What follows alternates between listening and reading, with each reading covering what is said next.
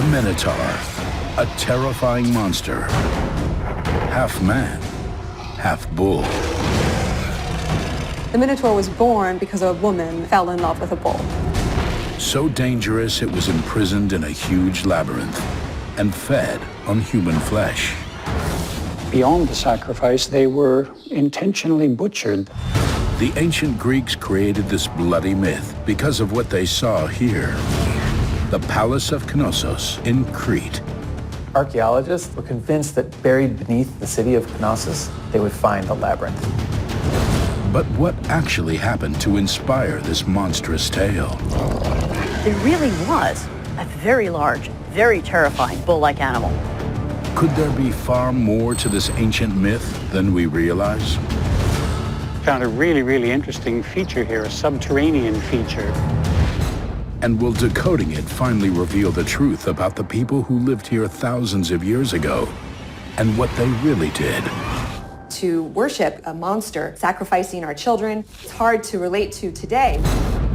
Now experts use the latest science and archaeology to investigate Crete's mysterious ruins. Pretty loose here, so just be careful. And venture deep into its hidden underworld to uncover the terrifying reality behind this mythical beast of ancient times.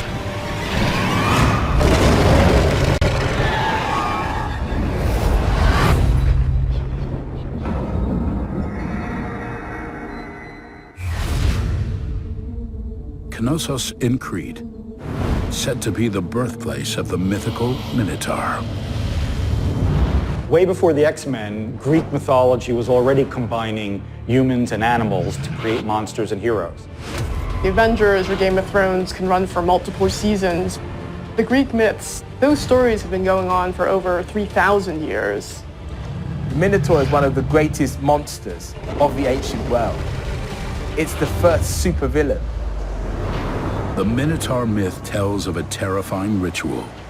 Every 9 years, 14 youths from the Greek mainland are torn from their families and shipped to a magnificent palace on the island of Crete.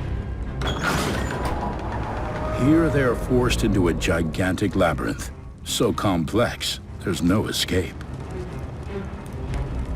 They are a sacrifice to a mutant man-eating monster. The Minotaur. But is this just a tale? Or did terrible things really happen on this island that inspired the ancient Greeks to create this myth? Most mythology is based in some fact, something that was really observed. Archaeologist Alexander McGillivray searches for answers at Knossos. This ancient palace city was built 4,000 years ago by a powerful and mysterious civilization, the Minoans. The palace here at Knossos was excavated 120 years ago, and yet even in all that time, we're still kind of scrambling to understand what this place is. These ruins hold many secrets, but evidence found here confirms that Alexander is definitely in Minotaur territory. Hundreds of these coins have been found here over the centuries. What we have on the front side is the Minotaur. We can see him sort of leaping through the air. And you flip it over, we have the labyrinth. So they're both references to the myth of the Minotaur. And on many coins, there's the inscription that says Knos, and so we know that it's Knossos. The Minoans were once the most powerful civilization in the Mediterranean, fierce enemies of the mainland Greeks. When we think about ancient Greece, a lot of times we think about it in modern terms, like it's a country, but at the time it was a lot of little city-states that were not always getting along very well. The entire mainland of Greece must have been terrified of the Minoan civilization. But did a creature really kill Greek youths here? And if so, what was it? Alexander thinks the answer could lie in the Minoan religion and the mysterious ceremonies once performed here. These buildings all contain ritual rooms. It was up in this neighborhood that our excavations came up with this very unusual collection of bones. Remains of animal skeletons are common on archaeological digs, But these specimens reveal a very unusual story. This is what we're used to finding on excavation. Fragments of animal bones that have been defleshed. You'll find the cut marks. And that was the standard way of preparing meat. Sometimes if you're near a fireplace, you'll find that some of these bones have been burnt. But some specimens reveal a particularly disturbing aspect of life here thousands of years ago. We found bones that were completely different. Very, very interesting indeed. They were human bones. Alexander believes these people met a brutal and violent death. Some of the bones, like this femur here, were smashed up, intentionally broken. These are the fragments of 4 individuals, and they're all children. They're too young to even know what gender they are. Could these be the youths referred to in the myth? Who or what was responsible for these grisly deaths? Here you can see even on one of the vertebrae where there's been cutting on the vertebrae and the backbone itself. You can see the sort of cut marks slicing away exactly the same way that you remove the flesh from animals when you're preparing a meal. We suspected that they were perhaps sacrificed, but then beyond the sacrifice, they were intentionally butchered. This discovery is not unique. Investigators have uncovered evidence of sacrificial rituals right across the island. 3 miles south of Knossos, when archaeologists excavated the remains of a temple, they made a grisly find in one of the rooms. Lying on a table, a teenage male, his legs curled back like he'd been bound, and a bronze dagger by his side, signs that he was a victim of sacrifice. And at the western end of Crete, in the Palace of Kydonia, archaeologists unearthed carefully arranged piles of rocks.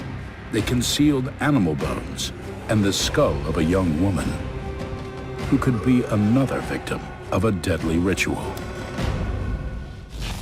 The evidence leaves no doubt. Human sacrifice was happening here on Crete. But why was the flesh being cut off their bones? Was it to feed a monster? The idea that a monster would eat human flesh is something that's always freaked human beings out. And so any monster that does eat people, that's just one more thing to make that monster something to be feared. Was this beast the inspiration for the Minotaur? That is a huge head. I mean, we're starting to approach dinosaur size now. Can finding the mythical monster's prison, the giant labyrinth, finally provide the answers?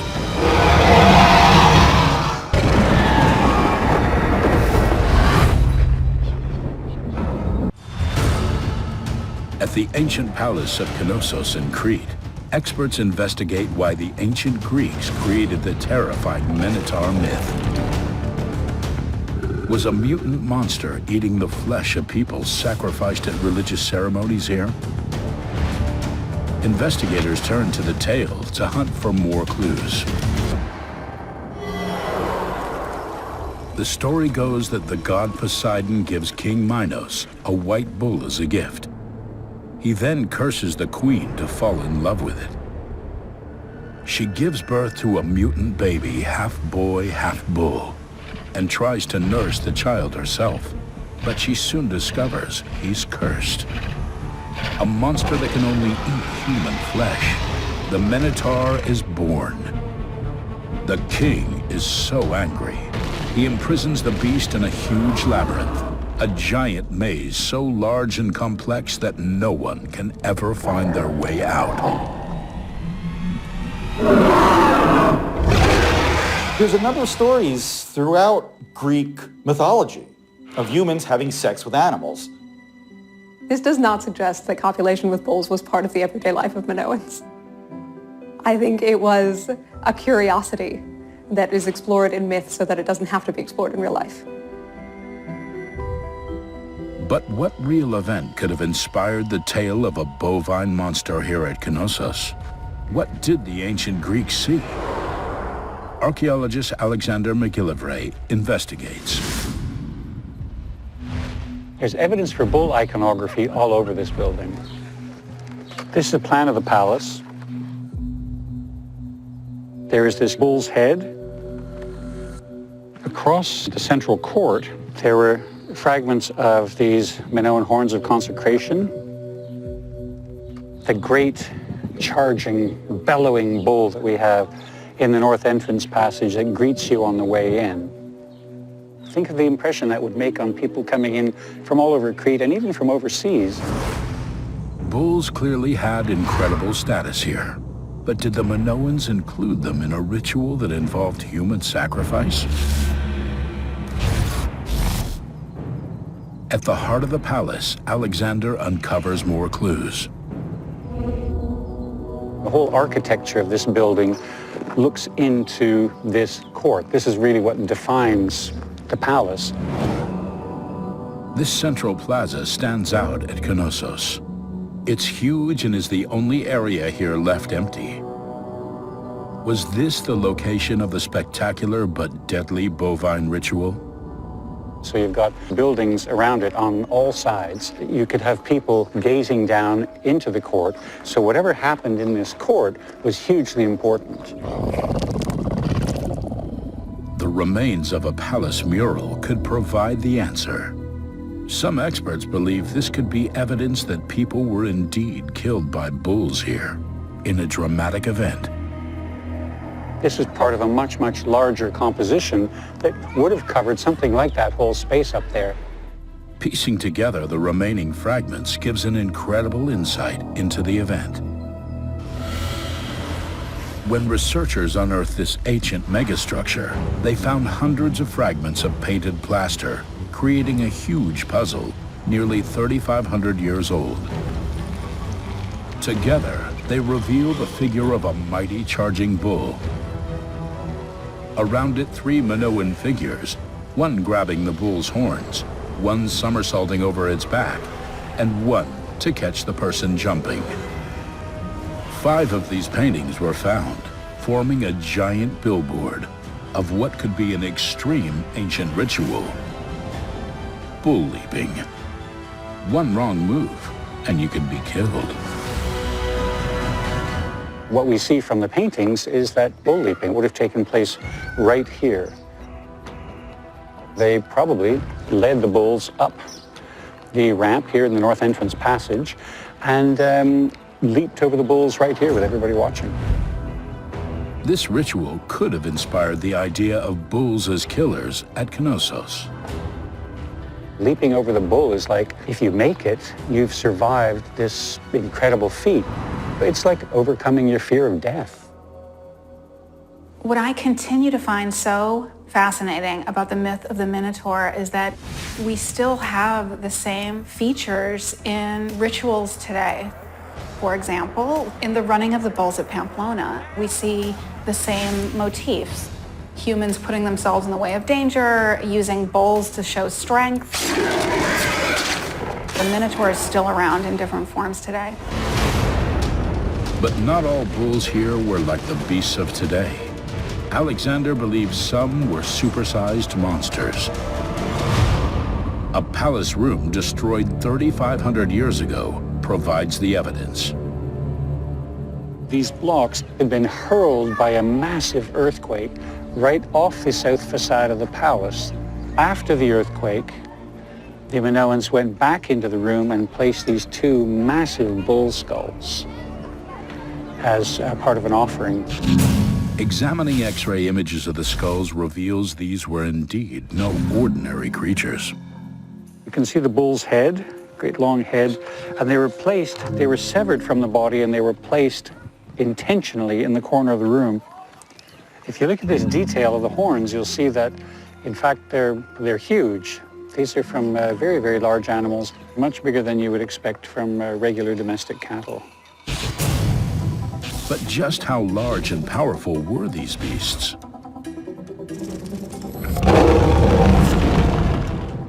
comparative anatomist Dr. Joy Reidenberg dissects and studies the biggest creatures in the animal kingdom. Today, she investigates the real-world origins of mythical monsters. Joy believes these skulls are from a giant ancient species called an auroch. This is a photo of an auroch skull. These are the types of skulls that were in the palace. And this is actually a reduced picture. If I were to measure the skull end to end like this, it would in reality be about this big, almost as wide as I can reach. You can imagine that is a huge head. I mean, we're starting to approach dinosaur size now. These extinct super bulls were on a completely different scale than the cattle of today. Based on the size of the skulls that were found at the site, estimates are that they were probably between 1,500 and 3,000 pounds, and probably more than 7 feet in height. That would be a terrifying sight to see. Aurochs died out nearly 400 years ago, but these beasts were common in ancient Greece and Crete. There may actually be some truth behind this legend. Most legends really start with a little fact that is true. Giant bulls clearly had extraordinary status at Knossos, but was an even bigger one imprisoned somewhere in this palace? To find out, experts now hunt for evidence of the giant labyrinth said to be the Minotaur's home. It's like a complicated underground passageway. Was a huge maze ever built at Knossos? And what could it reveal about what really happened here?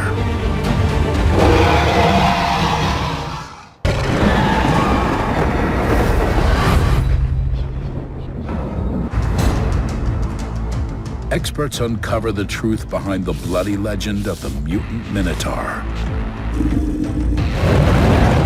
Now, the hunt is on to find the maze, the prison said to hold the beast captive. The clue to its location is in the myth. According to legend, the labyrinth is said to lie deep beneath the palace of Knossos. It's a huge web of winding tunnels so complex and so vast that once you enter, it's impossible to find your way out again. The certain fate of anyone brought here is death in the Minotaur's jaws. When the palace was first discovered, I think a lot of the people involved did genuinely think, now we'll find the labyrinth, it's got to be here.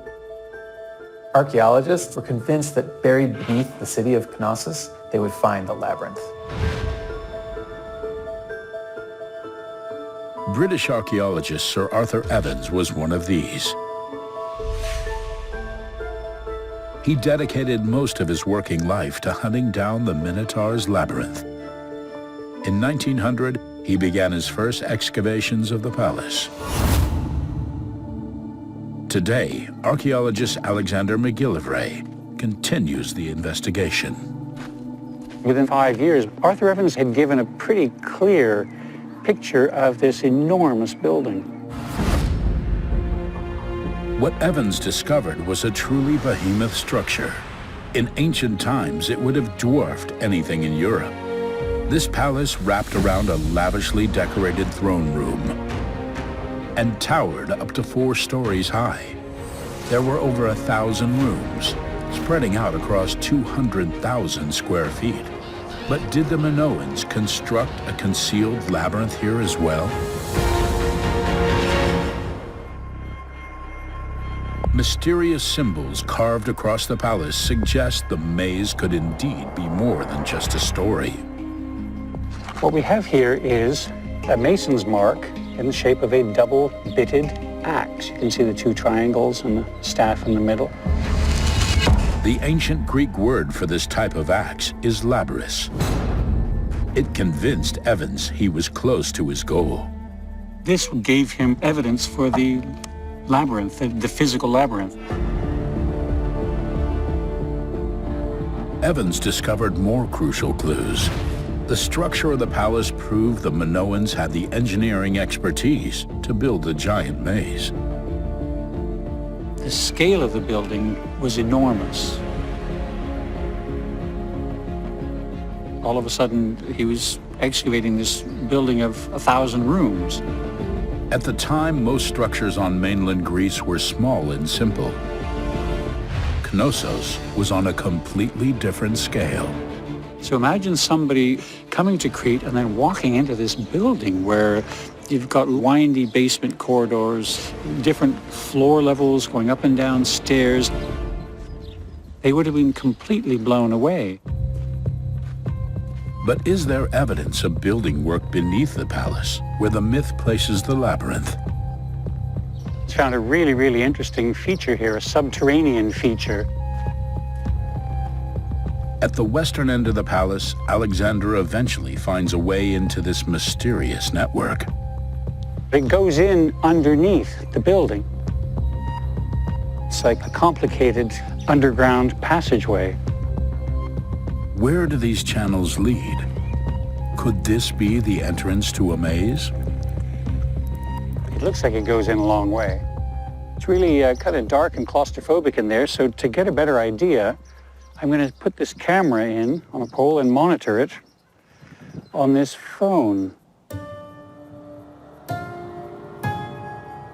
Okay, and as we go in deeper and deeper, we find, in fact, that the channel is blocked. It's obviously incredibly well built. It's part of a well-engineered system, but we can't get any further here. Digging up these ruins to hunt for the Minotaur's maze is not possible. The palace is simply too delicate. But new technology may finally have found the answer. Ground-penetrating radar works by sending a radio signal into the soil. This detects anything hidden underground. Experts have now completed a number of different painstaking surveys. Combining the results gives a definitive answer.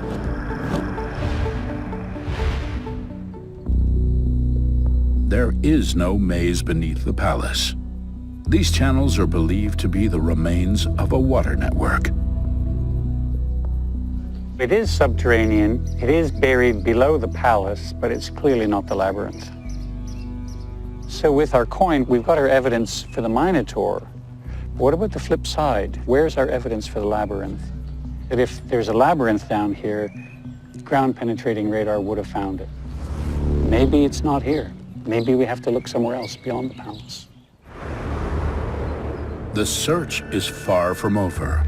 Some experts now believe archaeologists have been looking for the wrong kind of maze.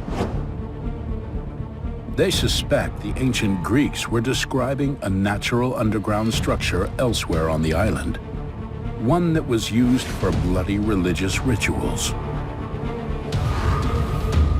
The labyrinth itself might not be what you think it is. A labyrinth is structure combined with confusion. So it's something that might lure you in, something that catches you and keeps you in there.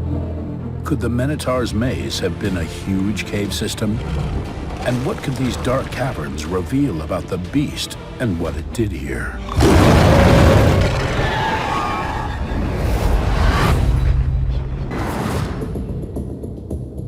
Investigators search for the truth behind the monstrous Minotaur myth. They want to locate the labyrinth depicted in the legend. They hope finding it will reveal what really happened here and why this myth began. The legend claims that the Minotaur was imprisoned inside a vast labyrinth under the palace of Knossos. Every 9 years, 14 Athenian youths were forced into this giant maze. Here, the Minotaur would hunt them down and eat them.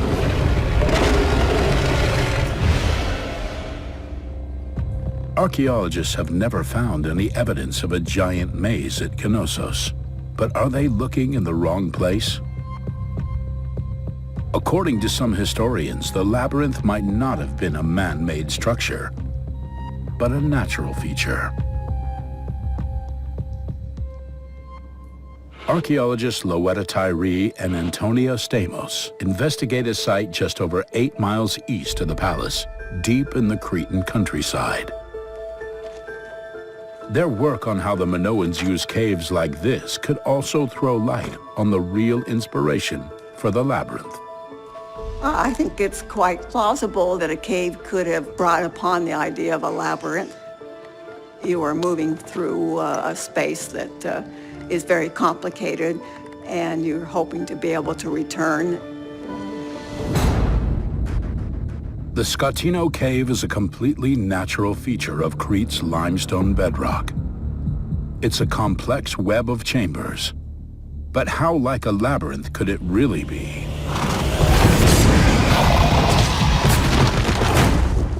The team's research involves mapping this particular system. It's a whole lot more cave than we were expecting. Some places are actually completely inaccessible. This cave is so dark and complex, it's almost impossible to tell what's down here. You can't understand these caves in a simple image. You don't understand the sheer sense of the size, the sense of the depth, or how they drop off suddenly into the darkness. It's pretty loose here, so just be careful. Wow. If a cave system did help inspire the labyrinth, it would need to be so big and complex that people could easily lose their way.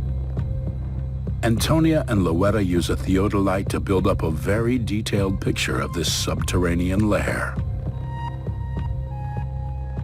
It's an electronic distance measurer, and it measures elevation as well as distance.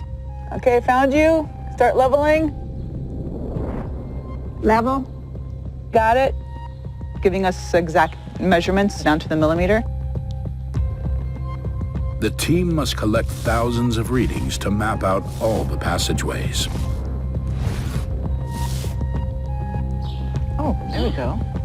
They combine the data from many previous expeditions. Yeah, that's kind of interesting. This cave is much larger than it actually appears because you can only walk to about here roughly, and then the rest of that is off into the depths, into darkness. The team's work reveals that this cave system is much bigger than anyone first thought. The Scotino Cave opens like a subterranean cathedral, almost 100 feet wide. It drops over 200 feet into the earth. There's only one complex route out of these chambers. So getting disoriented and trapped is a definite possibility. But how was this cave used by the Minoans? Did people die here? Artifacts found in the chambers reveal that these subterranean passages were the location for some kind of religious worship. We don't know if there were several huge rituals or numerous small ones, but the amount of pottery suggests that it was very well frequented. Archaeologists believe the Minoans used these rock formations as an altar. It seems that the main focus was toasting, libations, drinking, and also eating. The exact nature of these rituals remains a mystery. But what historians do know is that bulls featured prominently in Minoan rituals and religious iconography. We estimated that maybe 100 people could have gathered standing and maybe hearing and trying to look into the sacred area. Anyone in this area would have known about it. Caves were not remote to people 3,000 years ago. For Loetta, it's impossible to say if a specific cave did inspire the maze. But it's the closest some experts think we can get to uncovering the truth. Scientists and archaeologists are discovering more and more elements that suggest the Minotaur myth could have been loosely based on a number of real-world sources. Human sacrifice, supersized bulls, and labyrinth-like caves. But why did the ancient Greeks distort these events so much when they created the myth? Usually with myths, they're trying to express something that was memorable. Keep in mind, a lot of people didn't know how to write in history. So they would have passed on what they learned in an encoded way. Many of these stories were used as a way of sharing information, being able to make the story compelling, make the story rememberable. You often would exaggerate, just like we do today. Did the ancient Greeks encode a message in the Minotaur myth? If we could crack it, what would it reveal? And can investigating another mythical monster give us the key to the code?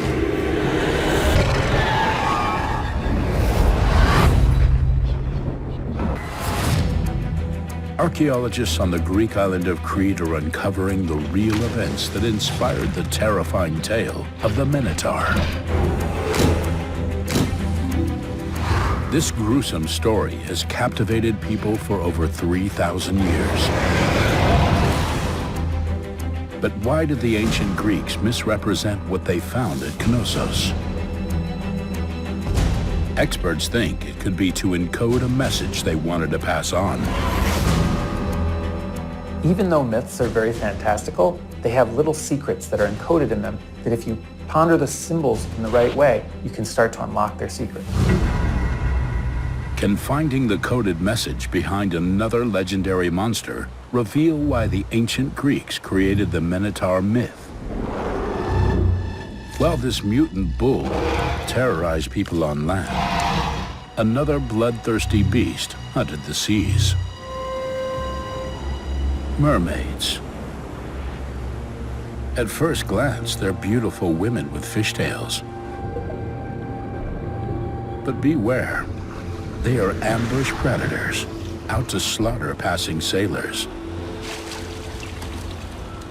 Using their seductive looks and angelic voices as a trap, they lure men towards the shore. And a deadly hunt begins. Beneath their pretty faces, mermaids are ravenous, man-eating monsters, dragging sailors to their death and feasting on their flesh. The original versions are nothing like Splash or like the Disney version. They tended to be a bit more sinister than that. Nothing like the sort of cutesy version that most people think of.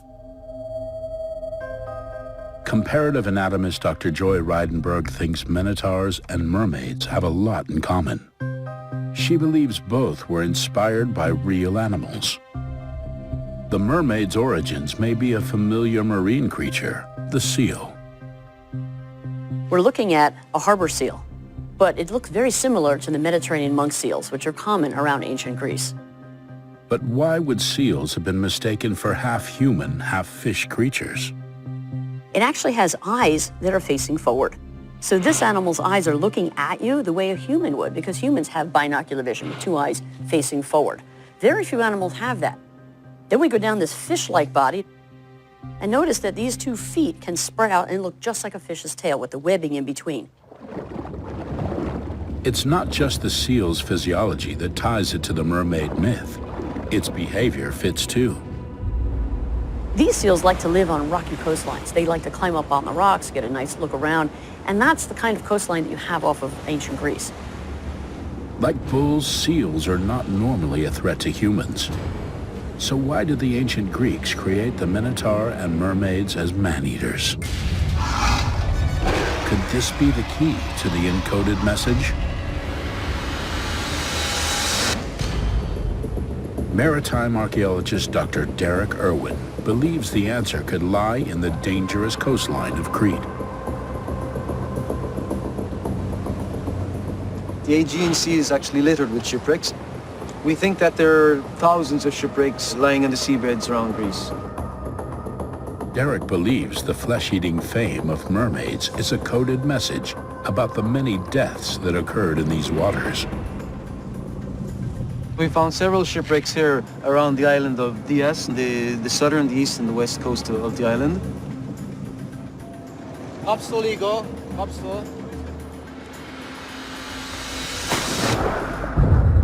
Hidden underwater volcanoes have created deadly ship-shredding geology, covering the seabed and shoreline with sharp rocks. So along here, mostly we have drop-offs. From the surface, you go to deep water to 40 or 50 meters straight down. Then we have some rocks protruding out here. A combination of bad weather, rough seas, and all sorts of rocks on the surface, under the surface, near the coast. Could have been catastrophic for any ancient sailing ship. Derek thinks the mermaid's hunger for human flesh was created as a stark warning. Mermaid tales were all about danger and deception. Stories of mermaids were definitely like a coded message to ancient sailors not to go too close to the rocks. It was this life-saving warning that meant the tales of mermaids endured for millennia. Our human brain is wired to pay attention to storytelling, to things that we can relate to. If we make them meaningful, we're going to store them and remember them better. So if mermaids were created for a purpose, what message lies behind the Minotaur myth? What were the ancient Greeks warning of? Could the sudden downfall of their enemy, the fierce Minoans, be the key?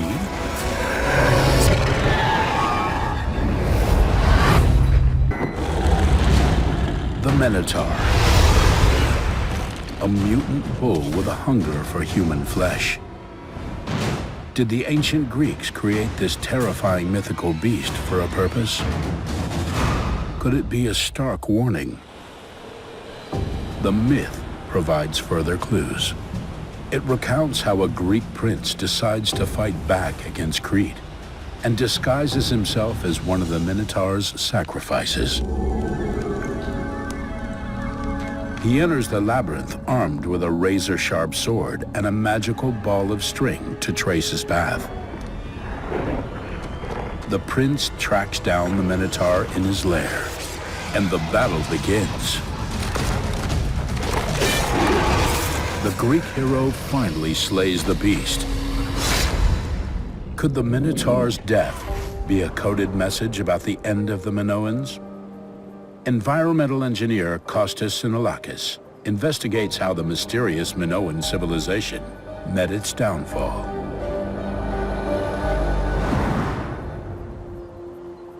The end of the Minoans is very puzzling, and we search for evidence everywhere. And the big question is, what happened? Kostas believes the rocks found on the coast of Crete hold the answers. See, this is Minoan pumice. Pumice comes in from volcanic eruptions. About 60 miles north of here, in that direction, there is a big volcano. This volcano erupted around 3,500 years ago. The fact this pumice is found here in Crete tells Kostas it started a chain of events that brought down the Minoans. So you put all the clues together, and it all points out to a huge wave, which is the hallmark of a tsunami. This giant wave would have crushed everything in its path. We know that the tsunami reached this high.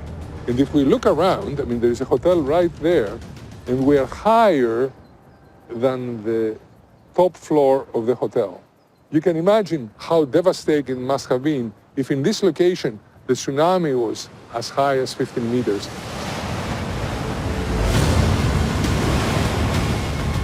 Powerless against the tsunami, the once fearsome Minoans could only watch as their home was devastated. After the tsunami, after all of this destruction, the surviving Cretans are very, very heavily weakened, and this makes them open prey to the Greeks. In the legend, a Greek prince slays the monstrous Minotaur.